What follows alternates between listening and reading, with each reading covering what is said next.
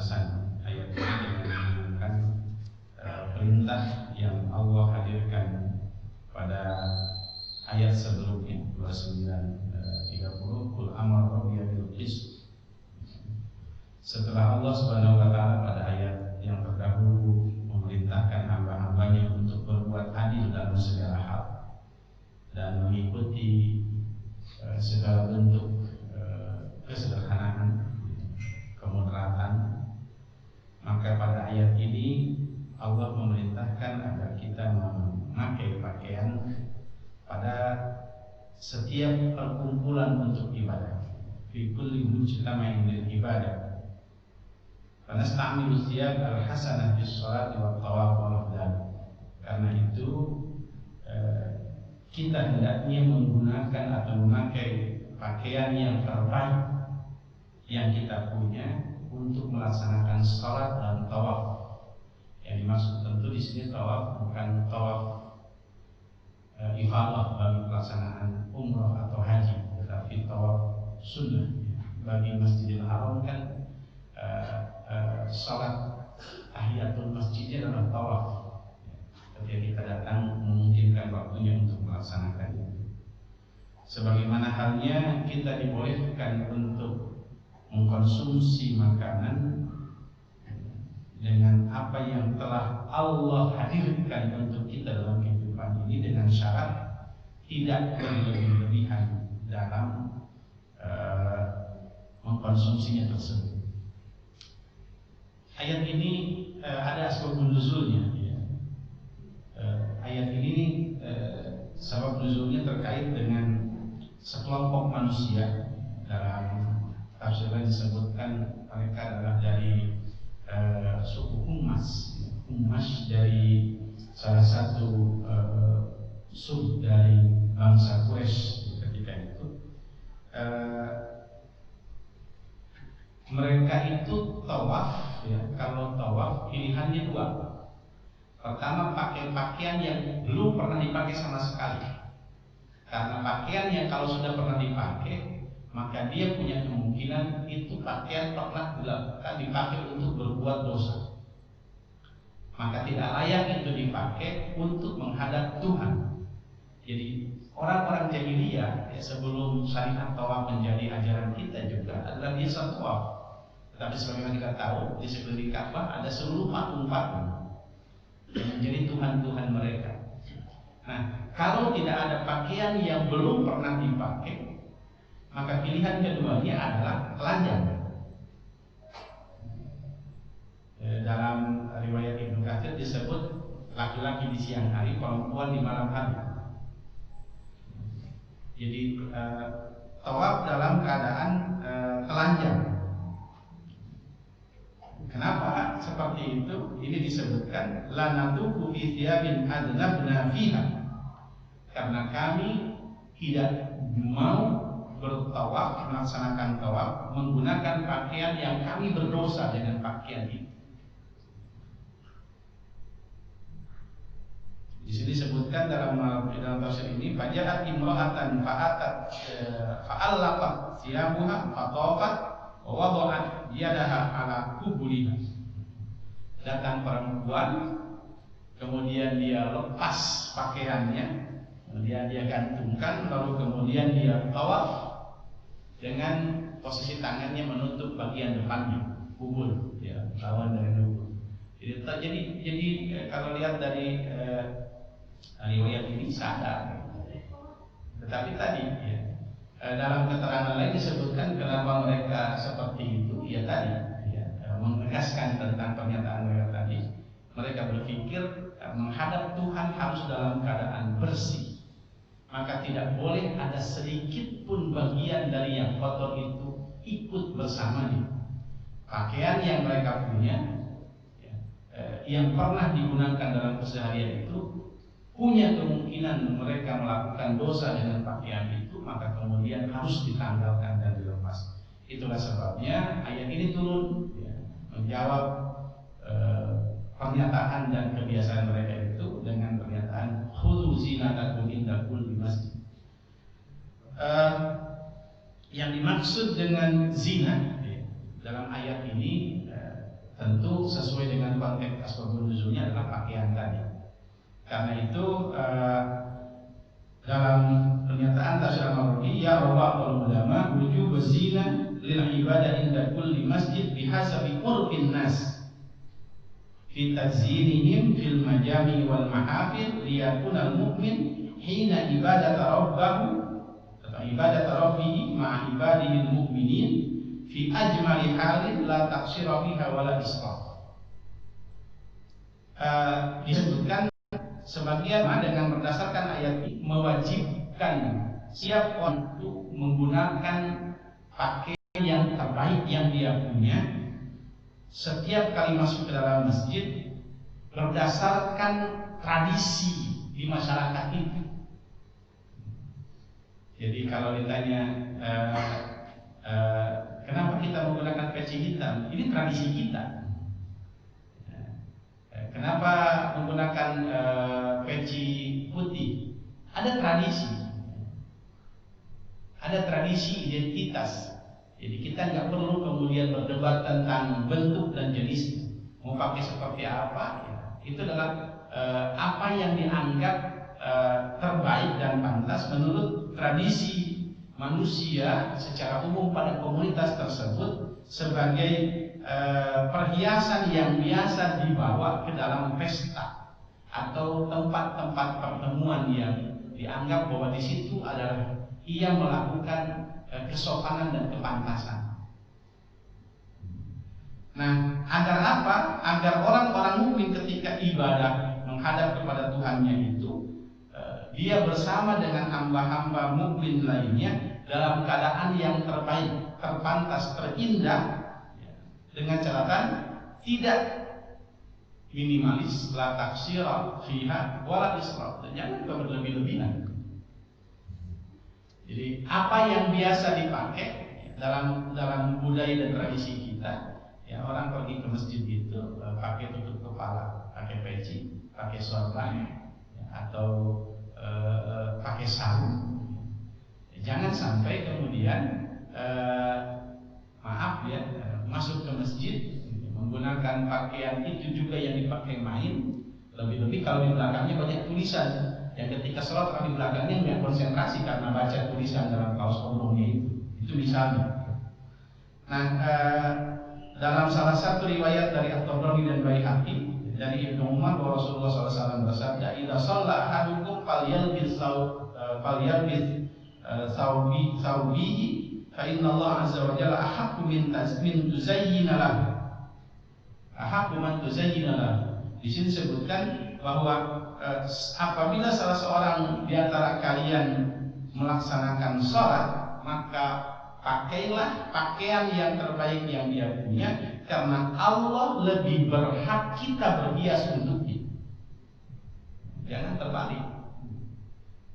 Saya biasa membahasakan, apa iya kita tega kalau dipanggil Pak Wali Kota atau Gubernur atau siapa saja yang kita hormati, kemudian kita menggunakan pakaian ala kadarnya? Tentu kita akan berpikir, pakai apa ya? Kalau mau pakai batik, pasti batik yang terbaik yang kita punya. Kalau mau pakai jas, maka jas yang terbaik yang kita punya, dan seterusnya. Fa in lam yakun lahu thawbani falyu'azzir idza shalla. Ini kalau dia tidak punya pakaian lebih dari yang satu yang biasa dia pakai, nah, di sini mungkin ya falyu'azzir idza shalla. Sarung. Jadi lain lagi persoalannya. Saya katakan di kaum santri juga ya, disebut dengan kaum sarungan. Repot juga kalau sarung itu yang dipakai olahraga. Saya pernah lihat langsung. Jadi di beberapa pesantren di Jawa, santri main bola pakai sarung. Kalau sarung yang dipakai main bola juga dipakai sholat, bermasalah itu. Yang dimaksud dengan sarung di sini betul-betul kita gunakan hanya untuk sholat.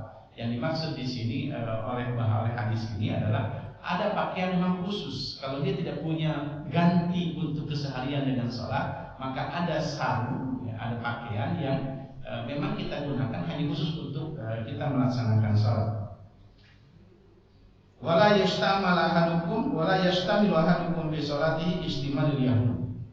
Ini memang ada umum ya, jangan menggunakan pakaian sebagaimana halnya pakaian yang biasa digunakan oleh bangsa Yahudi. Tentu ini tidak menyebut secara spesifik bentuk dalam konteks seperti ini. Dalam riwayat lain dari Abu Hurairah disebutkan la yusalliyanna ahadukum bi thawbil wahid laisa lahu atiqatun min syai'. Jangan menggunakan pakaian yang sama yang dipakai untuk keseharian itu juga dipakai untuk sholat. Ini dalam beberapa hal yang pengalaman saya memang cukup mengganggu. Di pengalaman di Mesir mudah-mudahan sudah tidak seperti itu. Jadi kalau ada orang tukang tugas kebersihan, ya, yang pakaian dipakai, kalau di Jakarta ada pakaian orange, ya, bersih-bersih. Mereka itu memang pakaian itu sudah lumayan mengganggu dan menyengat dalam hidup kita. Masuk ke masjid, sholat di samping kita. Ini bisa dibayangkan terganggunya teman kiri kanan ketika kita dapati orang yang melaksanakan sholat dengan pakaian seperti itu. Nah di sini kata Maroni ya, wa'ala jumlah ya, secara umum ya, fazilah takhtalif ikhtilafi halil insan bis-sa'ati wal ghayb. Jadi yang disebut dengan perhiasan itu dalam setiap komunitas, dalam setiap orang itu berbeda-beda. Jadi ada budaya dianggap lumrah kalau orang sholat dengan pakaian seperti apa. Jadi yang disebut tadi dengan ala hasabi urfin nas itu disesuai dengan umumnya kebiasaan di tempat itu, dan karena itu akan berbeda-beda standarnya. Kalau ada salah satu komunitas di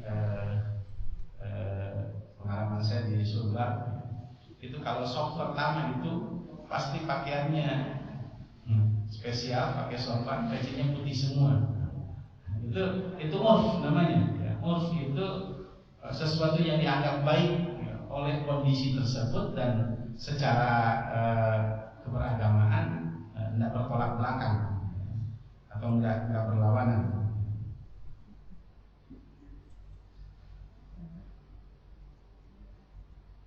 Kalau komunitas atau orang tersebut memang pakaiannya hanya segitu, ya pakailah yang dia punya. Tidak usah kita maksakan. Ya. Itu yang disebut larangan di sini untuk tidak berlebih-lebihan.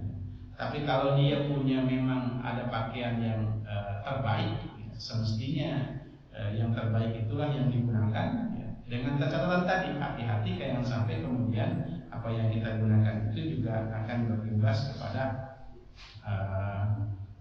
sikap atau merasa lebih dibanding dengan yang lain. Hadirin yang masuk yang dirahmati Allah Subhanahu wa taala. Perintah berikutnya adalah waqulu washrabu wa la tusrifu innahu la yuhibbul musrifin. Tidak hanya sekedar pakaian, mereka juga tidak mau mengkonsumsi makanan sesuatu kecuali yang menurut mereka pantas. Karena itu di sini disebutkan makanlah dan minumlah dan jangan berlebih-lebihan. Berlebih-lebihan dalam makan lagi-lagi sama seperti tadi. Setiap orang itu akan berbeda. Saya ingat yang di kepala saya kalau nyebut binaragawan itu aderai. Karena kesininya nggak ada yang terkenal yang saya kenal seperti mengenal sosok itu. Dia itu kalau kesehariannya apalagi mau lomba bisa mengkonsumsi telur sampai 30 butir sehari. Nggak disebut israf karena memang sesuai dengan pengeluaran kalorinya, masuk asupan dengan keluar, dan itu kemudian lihat tubuhnya seperti itu. Jadi israf itu batasan setiap orang itu berbeda. Dalam tafsir lain disebutkan tentu beda perempuan yang sedang hamil dengan perempuan yang tidak sedang hamil. Kalau ada yang hamil kemudian makan banyak, lebih dari biasanya, karena memang dia makan untuk berdua dengan janin yang dikandungnya. Seperti itu. Jadi setiap orang berbeda-beda. Itulah sebabnya dalam ayat keduanya itu disebutkan tentang wa thayyibati minar rizqi. Saya lompat dulu ke situ karena apa? Karena batasan israf dalam hidup ini salah satunya adalah thayyib enggak. Jadi kalau dalam ayat lain kan kulu mimma fil ardi halalan thayyiban. Tapi ketika umat mukmin yang disebut alladzina amanu kulu min thayyibat, perintahnya adalah tidak disebut lagi halal. Kenapa? Thayyib itu sudah pasti halal. Halal belum tentu thayyib. Karena tidak ada yang tidak halal disebut thayyib. Jadi thayyib itu standarnya harus halal dulu. Setelah itu baru kemudian thayyib. Apa maksudnya? Ya, tidak semua halal itu thayyib. Makanan tertentu bagi orang tertentu tidak cocok. Maka ketika dia tidak cocok karena penyakit atau karena memang bawaan, 2 hari lalu ya,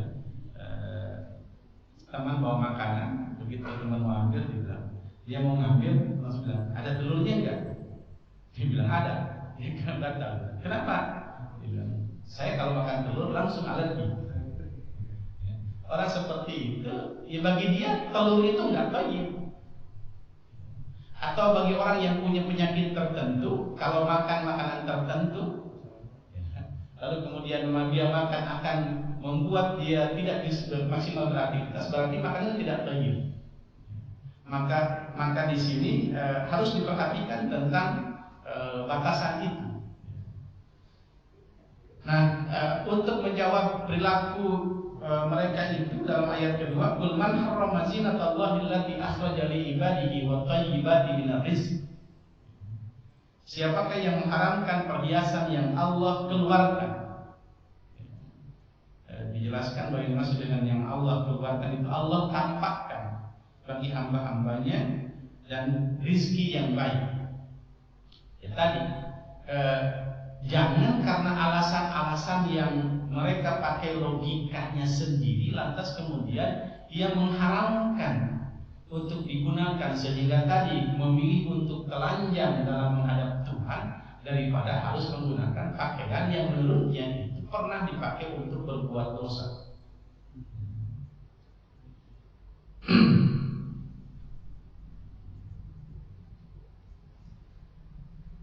Wa thayyibati minar rizqi, tadi sudah saya jelaskan tentang thayyibat rizqi. Qul hiya lil ladzina amanu fil hayatid dunya. Sesungguhnya Allah menghadirkan rizki-rizki yang baik dalam kehidupan dunia ini, pada dasarnya adalah Allah persiapkan bagi kita semua orang-orang yang beriman. Tetapi kata tafsir ini ya, qul ayyuhar rasul li ummatika, wahai rasul sampaikan kepada umatmu, inna zina wa thayyibati minar rizq lil ladzina amanu fil hayatid dunya. Sesungguhnya perhiasan-perhiasan dan makanan-makanan dan rizki-rizki yang baik dalam kehidupan dunia ini adalah bagi orang-orang yang beriman. Allah persiapkan bagi kita. Tetapi wa yusyarikuhum fiha ghairahum. Jadi orang-orang lain itu menyertai kita. Taba'an lahum wa illam yastahiqquha mithlahum. Wa hiya khalisatan yaumil qiyamah. Nah, dalam konteks lain ayat ini bisa dihubungkan dengan sifat rahmannya Allah. Bismillahirrahmanirrahim. Ya, Rahman itu adalah wasimur rahman. Segala apa yang Allah hadirkan dalam kehidupan dunia, termasuk yang tadi disebut dalam ayat 32, zinatallah dan at-thayyibati minar rizq, ini adalah karena rahmannya Allah. Wasimur rahmat, karena keluasannya rizki yang Allah, rahmat yang Allah hadirkan, sehingga siapa saja bisa mendapatkan dan menggunakan serta memiliki atas perhiasan dan rizki yang thayyib itu. Tetapi khalisatan yaumal qiyamah. Nah, khalisatan yaumal qiyamah pada hari akhirat kelak, pada hari kiamat kelak, itu khusus hanya untuk orang beriman. Ini disebut dengan sifat rahim. Ya, sifat rahim itu adalah daimur rahmah. Artinya rahmat yang abadi yang Allah hadirkan kelak di akhirat hanya untuk mereka-mereka yang beriman saja. Hanya untuk mereka-mereka yang beriman saja. Ya, sehebat dan sebanyak apapun rizki dan perhiasan yang Allah hadirkan di dunia ini, ya, kalau kita menggunakan misalnya perhitungan matematika tidak sampai 1%. Sementara yang Allah hadirkan kelak di akhirat itu abadi, kekal dan luar biasa. Itu nyaris sesungguhnya keseluruhannya Allah hadirkan di sana. Karena itu khalisata yaumal qiyamah ini menjadi sebuah kata kunci tersendiri bagi kita yang beriman, ya, bahwa apa yang kemudian kita lakukan, apa yang kita konsumsi, apa yang kita miliki, apa yang kita hadirkan dalam kehidupan ini harus semuanya berorientasi akhirat. Harus semuanya berorientasi akhirat. Namun demikian, dalam konteks ayat ini jangan orientasi akhirat itu mengabaikan hak-hak dan kewajiban kita dalam konteks kehidupan dunia. Kenapa misalnya ayat tadi menyebutkan khudhu zinatakum inda kulli masjid? Kata Al-Marawi disebutkan wal malabisul jayyidah an-nadhifah laha fawaid. Karena pakaian-pakaian yang baik dan bersih itu memiliki banyak manfaat. Pertama, hifdzus sihah. Jadi bukan hanya untuk sebuah keindahan. Ya, bisa dibayangkan kalau pakaian itu juga yang dipakai untuk berkeringat kemudian di sholat. Lantas kemudian di saat sholat itu banyak begitu orang-orang, ini bakal mengganggu sekali kepada konsentrasi. Apalagi seperti saya katakan tadi, kalau dia mengandung aroma yang tidak sedap. Itulah sebabnya kenapa Nabi mensunnahkan untuk menggunakan parfum, ya, ketika kemudian masuk ke dalam masjid, paling tidak untuk menjaga kenyamanan bagi saudara-saudara yang sama-sama. Jadi kebersihan itu menjaga kesehatan. Yang kedua adalah karamah may yatajammalu biha fi nufusin nas. Kemuliaan. Siapa yang berhias, ya, membuat keindahan dengan pakaian-pakaian tersebut, maka dia akan membuat, ya, kemuliaan dan ketenangan dalam jiwa-jiwa manusia. Enaknya kalau lihat orang pergi ke masjid menggunakan pakaian yang rapi, bersih dan seterusnya. Yang ketiga adalah, ini juga tidak kalah pentingnya, izharu nikmatillahi ala labisiha. Jadi memakai pakaian terbaik yang kita punya ke masjid itu adalah menampakkan nikmat Allah atas yang memakainya. Jadi upayakanlah, saya kira yakin setiap kita sudah, ya. Jadi memang ada pakaian dalam tradisi kita, ya, baju-baju yang sering disebut dengan baju koko, ada juga dalam budaya lokal kita ada batik, ya, dan lain sebagainya, ya. Termasuk sarung ini, ya, tradisi kita. Sarung dalam negara Arab mungkin hanya Yaman. Yaman, apakah ada hubungan bahwa dari bangsa Yaman Hadrami kemudian masuk ke Indonesia dan kemudian menjadi tradisi di pondok-pondok pesantren dan menjadi tradisi kita, ya, yang dimana sarung itu kita gunakan umumnya hanya khusus untuk sholat. Ada lagi budaya lokal kita, ya, kalau acara pengantin, jadi sarungnya khusus lagi.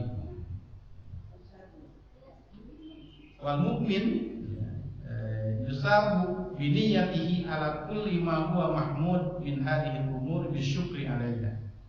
Jadi bukan hanya sekedar menampakkan nikmat Allah bagi memakainya, karena seorang mukmin itu akan diberikan pahala sesuai dengan niatnya atas apa yang sesuatu yang terpuji dari semua kehidupannya tersebut, dengan mensyukuri atas apa yang Allah titipkan kepadanya.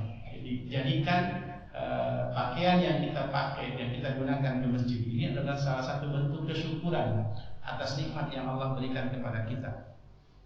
Dalam riwayat Abu Dawud dari Abil Ahwas, beliau berkata, "Ataitu Rasulullah sallallahu alaihi wasallam fi thawbin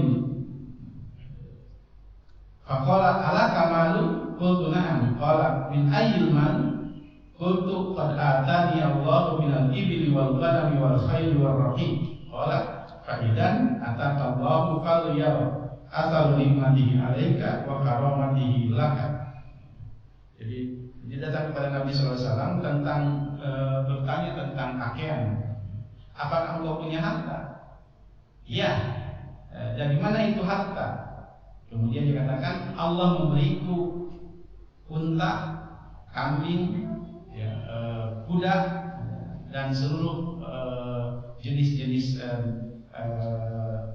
sumber rezeki kami. Kemudian kalau begitu, kata Nabi, Allah telah mendatangkan kepadamu kenikmatan tersebut, maka perlihatkanlah nikmat yang telah Allah berikan kepadamu tersebut, dengan memantaskan dirimu di hadapan orang.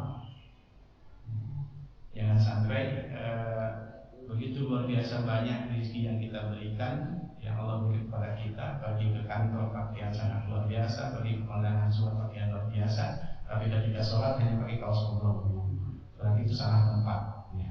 Pastikan ke masjid itu paling tidak sama dengan ketika kita pergi ke tempat-tempat di mana kita memperlihatkan kemuliaan dan kehormatan kita. Bukan mau dipuji, tetapi itulah yang disebutkan dalam hadis barusan. Perlihatkanlah rasa syukur atas nikmat yang Allah berikan itu dengan memantaskan dirimu dengan pakaian yang kamu gunakan. Kadzalika nufassirul ayati liqaumin ya'lamun. Demikianlah Allah rinci tanda-tanda kekuasaannya bagi orang yang mengetahui. Ayat inna hadza tafsir li hukmi zina wa thayyibat alladhi dhalla fihi katsirun minal umam wal afrad ma baina ifrat wa tafrid. Sesungguhnya penjelasan dalam ayat ini tentang hukum perhiasan dan hal-hal yang baik dari rezeki yang Allah berikan ini, banyak sekali kelompok atau individu yang sesat, bahasa tekstualnya, yang keliru, bahasa lebih halusnya, antara ifrat dan tafrid, antara berlebih-lebihan dengan ketidakwajaran. Seperti katakan tadi, berlebihan itu semua dipakai di masjid, sehingga kemudian dia sangat mencolok berbeda. Punya cincin, punya apa dia pakai sangat luar, itu namanya ifrat. Kemudian yang sebaliknya saya katakan tadi, orang tahu semua kapasitas dan ekonominya, tapi ketika masuk ke masjid pakai sarung, pakai kaos oblong, itu namanya tidak menghargai dirinya dengan apa yang telah Allah berikan kepadanya. Disebut di sini baina ifrat wa tafrid. Kemudian la yaqilu illa alladziina ya'lamuna sunnal ijtima' wa tabaihil bashar wa masalih.